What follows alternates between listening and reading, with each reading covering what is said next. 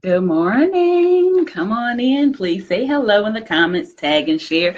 And we get ready to get started. As soon as I get live on Periscope and share, we're going to get started. So bear with me here momentarily. No, that's what I want to do. Good morning. Come on in. Come on in. Welcome to the Money Matters Morning Show, where we talk all things faith, finances, and the freedom of good credit. And I'm Nefateria Robinson, and I'm a certified professional life coach and author of this wonderful book called How to Act. Activate your faith, commit to your plan, and take action that will change your life. And if you haven't got your copy, you can get your copy at bit.ly/how2ACT. And for those who have already gotten their copy, I truly appreciate your support. I would love to hear your thoughts about it, so feel free to email me with those as well. So the title of today's broadcast is called Are You Playing by the Rules? And this is part one. So this is going to be a week-long series while you're talking about some financial rules that you should be implementing or having in place. Good morning, Manuel. Thank you for joining. Please tag and share. So on the Money Matters Morning Show, where you can reach me here every weekday morning, 9 a.m. Eastern Standard Time, we talk about faith, finances, and the freedom of good credit. And we're going to get into today's topic. So like I told you, number one is create spending priorities. So that's the number one financial rule, is to create spending priorities.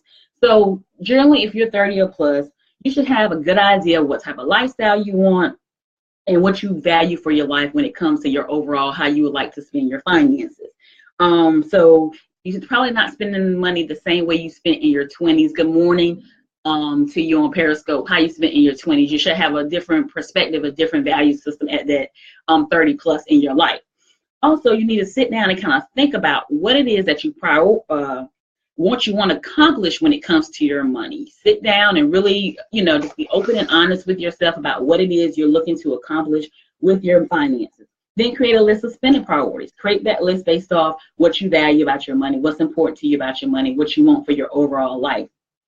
Also, if you have a partner or a spouse, you need to also include them in this when you're sitting down creating these priorities, because y'all need to be on the same accord when it comes to this. Absolutely. So make sure you're involved them in what you want to spend for. So, my husband and I, Greg, we constantly, good morning, Lisa, constantly are discussing what it is that we want our money to do for us. How do we want to spend it? So, generally, if you have a spouse or somebody you share financial responsibility, some of the things that you may discuss, thank you for the heart love, I truly appreciate it.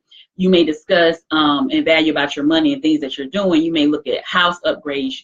We like to travel and spend our money on life experiences. So a lot of times when it comes to our birthdays and things of that nature, we're looking to spend it not necessarily in a big party or anything like that. We're looking to share experiences with each other and have life experiences. So generally we kind of just travel with ourselves on our birthdays instead of having big birthday bashes. I'm not knocking those at all. I think those are great. But just as for us, just what we value about our money is really spending the time and investing in life experiences instead of just, eating and hanging out. Nothing wrong with it. I've had parties as well. But as we get older, we're preferring, instead of birthday parties, is going to, somewhere and traveling, having a birthday experience with each other. So those are some things. And I'm currently operating a business. So, we talk about how we're going to invest in the business and make that grow, and any other streams of income that we're considering, as we progress in age. So make sure you discuss it with your spouse, what your spending priorities are. That's very important, that you're on one accord when it comes to that.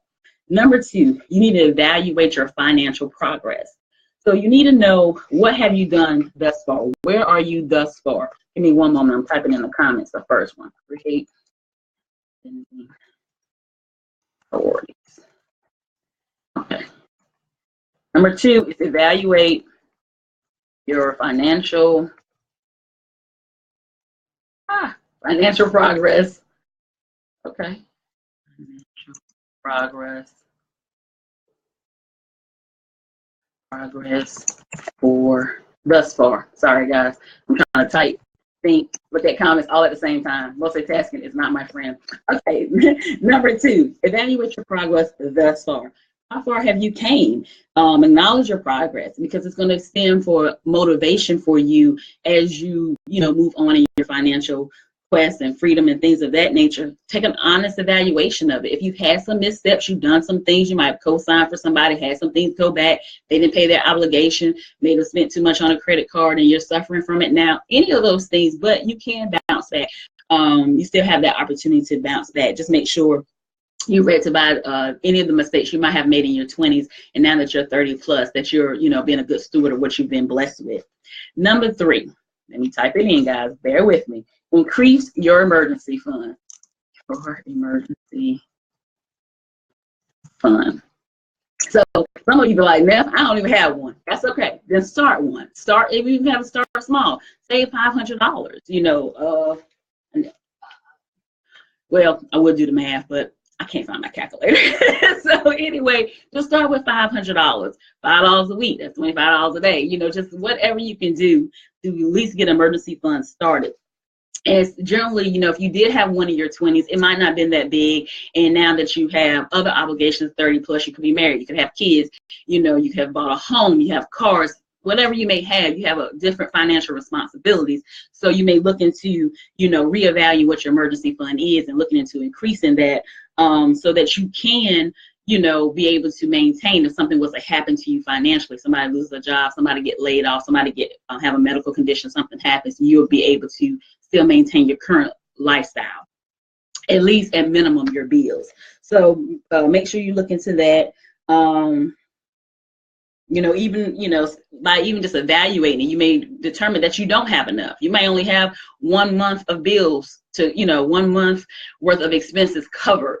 What if somebody had a medical condition, they were off work for 3 months? Then what are you gonna do those other 2 months? So just make sure that you, with that rainy day fund, that emergency fund, you are prepared for any financial thunderstorms that may come your way. So number 4, and I pay down high interest rate debt. So, if you do have some high interest rate debt, you may look into may have an opportunity to take advantage of some 0% APRs or some balance transfer credit cards. I know it may seem a little counterproductive, but sometimes with those 0% APRs or balance transfer, you can have it from 12 to 21 months, which gives you an opportunity to take that extra money that you would normally spend in interest and take it towards paying the principal of that debt down so you can get it paid off faster. So that may be something that you may have an opportunity to look into. If for whatever reason you've had some financial challenges and you need some assistance in that area, you can schedule a free consultation at bit.ly/book with Neff.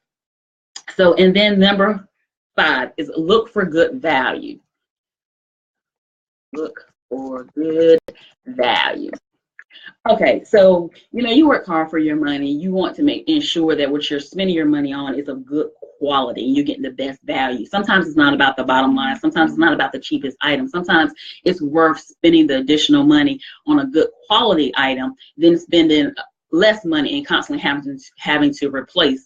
When we first, Greg and I first got together, he stayed clean shaven. So, we invested in a good shaver. And when I say good, as in value, as in quality, as in price, was $200+.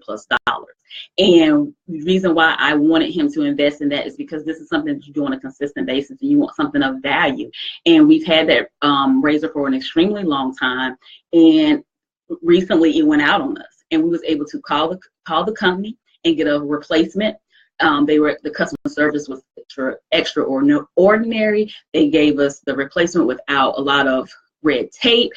They was extremely helpful. So it just makes a difference when you spend good money on things compared to if you're constantly buying, disposable razors, or you're buying a razor that's, and not a good quality. It's not even about the price tag, but sometimes quality and price tag kind of go together.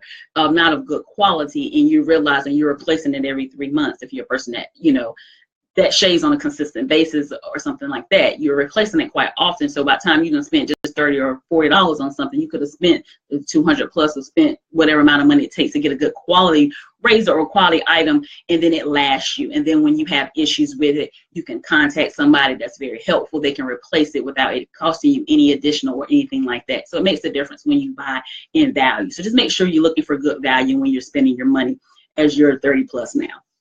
So in number 6, value your time. Value your time.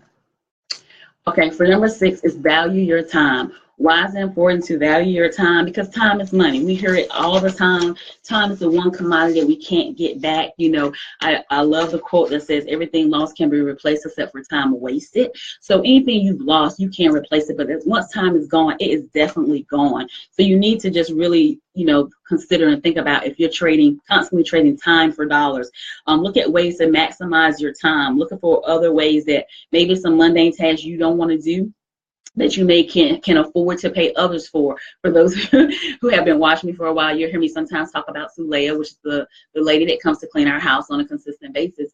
And the reason why I invest in that service is because I personally got tired of, and I didn't want my husband either to spend his days off cleaning the home. I didn't want that for us. You work 40 hours a week, and when you get that day off, I wanted him as well as I to enjoy the day off and spend it the way we wanted to and not spend it cleaning the house. So we looked at our budget and we was able to afford to have her to come to our house on a consistent basis, and that's what we do. But it saves us a lot of time. We were spending hours upon hours on our day off, and before you know it, it was like a work day. We didn't get to do anything we enjoyed or rest or any of that because we were spending time cleaning the home. So we decided to invest in somebody. And to me, by doing that, I'm able to support another small business owner. We're both able to regain that time back that we would use to have to clean the home. You know, it just worked for us. But just look at things that may be a way for you to gain time back. You know, it could be something as simple as having somebody to come and do some mobile detailing for your vehicle, or taking your car to the car wash instead of doing it. Then you can spend that time with your spouse, with your kids, at their games and things of that nature. So just be mindful of valuing your time when it comes to the financial rules. So just to recap for you, that today we talked about 6 of the financial rules. Please tag and share this broadcast. You can catch me here every weekday morning, 9 a.m. Eastern Standard Time on the Money Matters Morning Show. We talk all things faith, finances, and the freedom of good credit. And I'm going to recap today's topic where we talked about, are you playing by the rules, which is part 1 of financial rules that when you're 30 plus, you should be adhering to or definitely getting on board with. Number 1, create spending priorities. Number 2, evaluate your financial progress thus far. Number 3, increase your emergency fund. Number 4, pay down high interest rate debt. Number 5, look for good value. Number 6, value your time. Absolutely. So it's definitely worth it. We've had her for years, even back to our apartment days. We've had Sulea. It's well worth it to us to regain that time back and to be able to enjoy our days off however we see fit. So it's worth it to us. If it's in your budget, I'm all for it. And plus, you get to support another small business. Double win. So thank you guys for joining me. I am Nefateria Robinson. I am a certified professional life coach as well as author. And if you're you're an amazing professional and you're tired of debt stealing your dreams, whether it's entrepreneurship, whether it's home ownership, or whether it's a high interest rate, I'm your girl to assist you with that. Schedule your free consultation at bit.ly/book-with-Nef. I look forward to talking to you guys tomorrow when we'll continue this discussion on the financial rules you should be playing by if you're 30 plus. Until tomorrow, you can catch me here at 9 a.m. Eastern Standard Time on the Money Matters Morning Show. And remember, owe no man nothing but to love him, for he that have loveth have fulfilled the law. If you have any questions about budgeting, saving, debt elimination, or credit, please feel free to submit your question at bit.ly/asknefr. Talk to you soon. Bye.